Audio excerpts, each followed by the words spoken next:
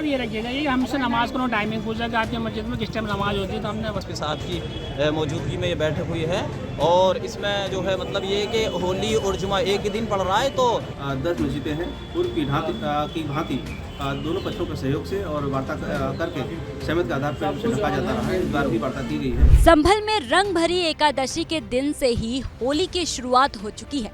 ये उसी दिन की तस्वीरें हैं। देखिए, पुलिस बल की भारी मौजूदगी के बीच तब संभल में रंग भरी एकादशी का जुलूस संभल की गलियों से होकर गुजरा था। लेकिन अब प्रशासन के लिए चुनौती बड़ी है, क्योंकि होली के दिन रमजान वाले जुम्मे की नमाज भी है। अब जरा संभल से आई ये तस्वीरें देखिए।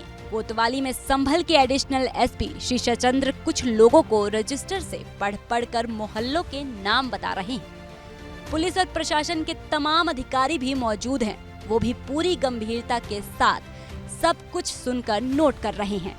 कहानी दरअसल ये है कि संभल में होली और जुम्मे की नमाज को देखते हुए मस्जिद कमेटी के पदाधिकारियों और इमाम के साथ संभल के एसएसपी ने मीटिंग बुलाई थी, ताकि होली के दिन किसी भी तरह हालात ना बिगड़े। इसके लिए मस्जिदों में नमाज के वक्त पूछे गए और होली पर निकलने वाले जुलूस की टाइमिंग। भाई, आज मीटिंग हुई है यहाँ पे, क्या बात उसमें रखी गई? उसमें बात ये रखिएगा, ये हमसे नमाज को टाइमिंग पूछा कि आपकी मस्जिद में किस टाइम नमाज होती है, तो हमने बताया कि 1 बजे नमाज होती है। तो बोला आपकी मस्जिद से आगे जो जुलूस निकलता है वो किस टाइम निकलता है, मतलब उसमें इनका 2 से 2:15 बज जाती है। हम अपनी मस्जिद में नमाज से 1:20 या 1:25 तक नमाज से फारिग हो जाते हैं। उसके बाद में अपने जुलूस निकालने हमें कोई दिक्कत नहीं है। जी यहाँ पर बैठक हुई है और हम लोग भी आए हैं, दूसरे समुदाय के लोगों को भी बुलाया गया है। एडिशनल एसपी साहब की मौजूदगी में ये बैठक हुई है। और इसमें जो है मतलब ये कि होली और जुमा एक ही दिन पड़ रहा है, तो इंशाल्लाह होली भी मनाई जाएगी और जुमे की नमाज भी अदा की जाएगी।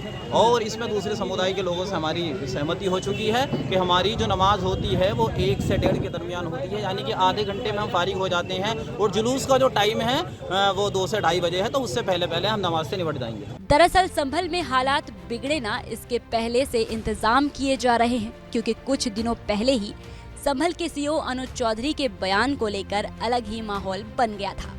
सीओ अनुज चौधरी ने ये कहा था कि अगर मुसलमानों को रंग से परहेज है तो जुम्मे के दिन घर से ना निकले, क्योंकि जुम्मा साल में 52 बार आता है, लेकिन होली 1 बार। तो मेरा स्पष्ट संदेश ये है, जिस भाई को होली खेलनी हो उस दिन वो बाहर निकले, और जिसमें कैपेसिटी हो रंग खेलने की, जिसका बड़ा मन हो वो बाहर निकले। नहीं तो अनावश्यक कोई भी आदमी बाहर ना निकले, अपने बच्चों के साथ रहे, अपने घर में नमाज पढ़े। तो घर में भी तो पढ़ते हैं, कोरोना टाइम में घर में नहीं पढ़ी, सबने पढ़ी है।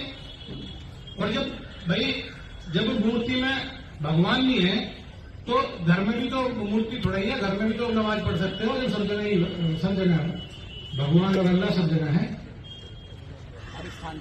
हर स्थान पे, तो आप घर में नमाज पढ़ो। तो ये बिल्कुल भी प्रशासन इस स्थिति में नहीं है अब हम कोई भी चीज बर्दाश्त करेंगे।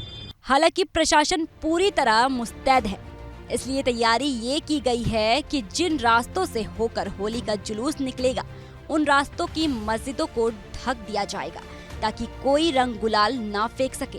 संभल से निकलने वाली होली जुलूस के रूट में ऐसी 10 मस्जिदें हैं जिन्हें कवर किया जाएगा। सर, जो आज होली का पर्व है, इसमें जो जामा मस्जिद जो रास्ते में पड़ेंगी, वो कितनी जामा मस्जिदें जो ढकी जाएंगी?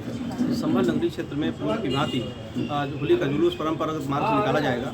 परंपरागत मार्ग में 10 मस्जिदें हैं। पूर्व की भांति दोनों पक्षों के सहयोग से और वार्ता करके सहमति के आधार पर ढका जाता रहा है। इस बार भी वार्ता की गई है और इसे भी ढका जाएगा और जुलूस सकुशल संपन्न कराएगा। सर, जो रंगाई पुताई के लिए हाई कोर्ट ने मंजूरी की है, वो रंगाई पुताई कब से सर स्टार्ट होगी? कुछ ये एसआई का विषय है, एसआई सुनिश्चित करेगा।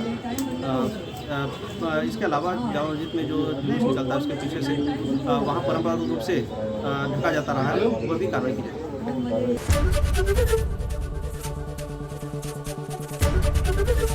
एबीपी गंगा, खबर आपकी, जुबान आपकी।